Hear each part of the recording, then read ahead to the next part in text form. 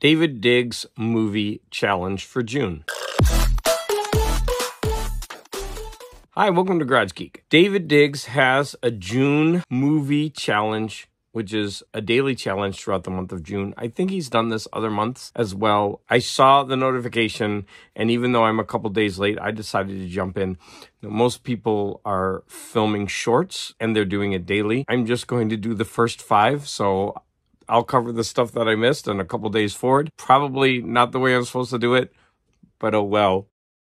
So number 1 is kind of an introduction and your favorite movie. So I am Garage Geek, a very disheveled Garage Geek. I went out yesterday, and so I'm kind of like, today.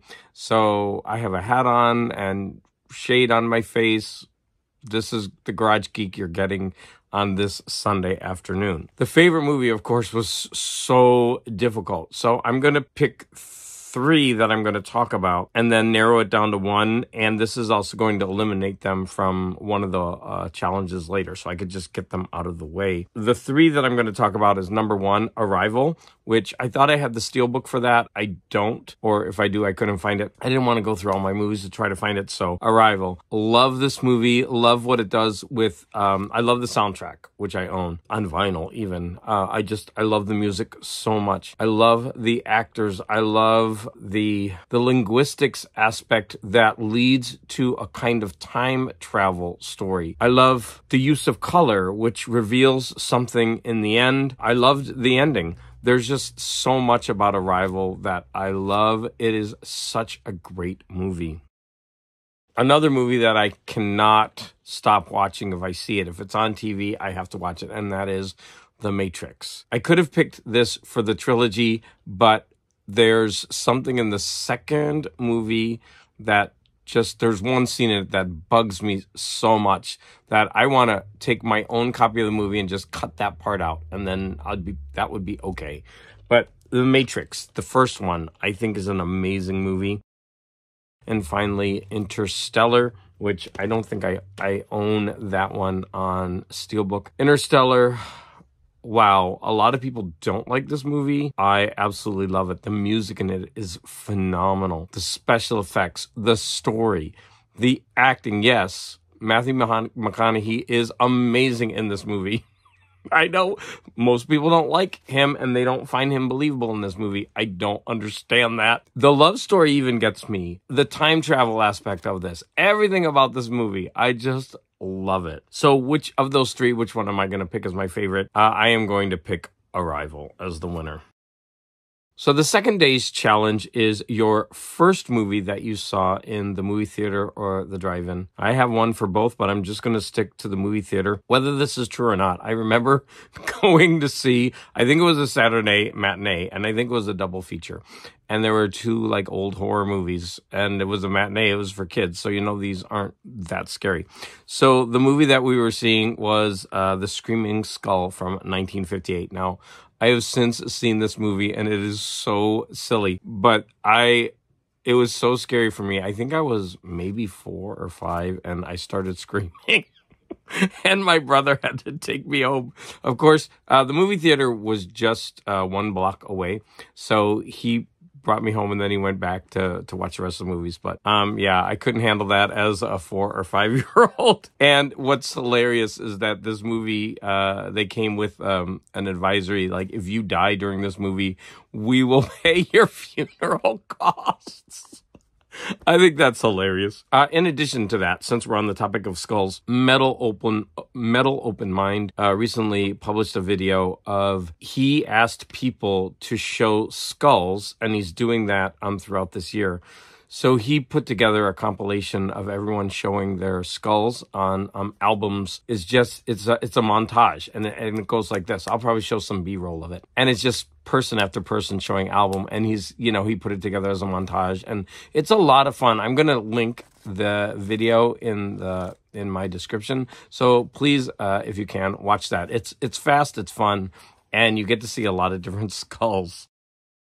Number 3 is going to be my favorite trilogy, and I'm going to have to pick the Dark Knight trilogy by Christopher Nolan. So I'm going to, number 1, they're just brilliant movies with an amazing score. You could go into these movies. Everybody knows how great these movies are. So I'm going to show off 2 steelbooks. I don't think I have the third one in steelbook. So I have Batman Begins and The Dark Knight. And I don't think... Oh, wait, I think The Dark Knight is the third one. One of them is called Returns, right? Or Dark Knight Rises, yeah, the one with Bane. So I don't have that one. I guess that's the third one. But what's interesting is I found this steel book. That's a DVD. That's so weird, right? And when I bought it, I hadn't realized it was a DVD. So I mean, you could tell the difference right off the bat because of the height of it. So I don't know if they made many DVD steelbooks. Maybe they did, and I bought this one by mistake. But I'm actually glad I did. That's pretty cool. Day 4 of this challenge is What a Steal. So you are going to show a steel book from your collection. So I have a couple of different collections in steel books, but I'm going to focus on one that I've shown before, but a couple of movies I haven't. So I've collected the Studio Ghibli, Japanese animated movies in steel book. And so, of course, the most famous ones are My Neighbor Totoro and Grave of the Fireflies, which is probably the best animated movie ever made, and I've said that before. But here are a couple of others. Here is Spirited Away and Kiki's Delivery Service. This is such a cute movie. And the 5th one is your favorite sci-fi movie. And now, of course, this was extremely difficult for me. So many great sci-fi movies, from Aliens, Back to the Future. I mean, you could just go on and on about how many great sci-fi movies there are. Star Wars, I mean, come on, Star Trek. You could just go on and on. For my first challenge, I picked 3 sci-fi movies, which were Arrival, Matrix, and Interstellar. So I decided not to choose any of those for this. And I wanted to go with a more underappreciated film that I absolutely love. And this movie is called Coherence. This is a very talky movie. It's basically about 8 people at a dinner party. And all they do is talk until about halfway through the movie. And then they start getting up and going outside and coming back in.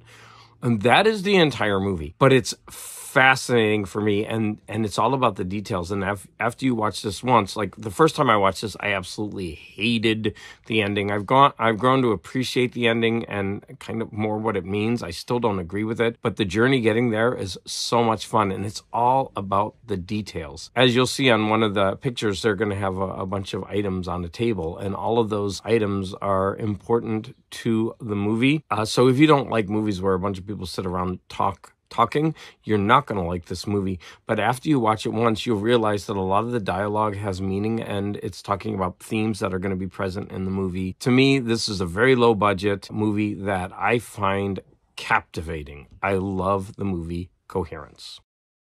There you have it, my first 5 entries into David Diggs' June movie challenge, a movie a day challenge. As always, I want to thank everyone for the support, and I want to, of course, remind you to all, please be more intelligent.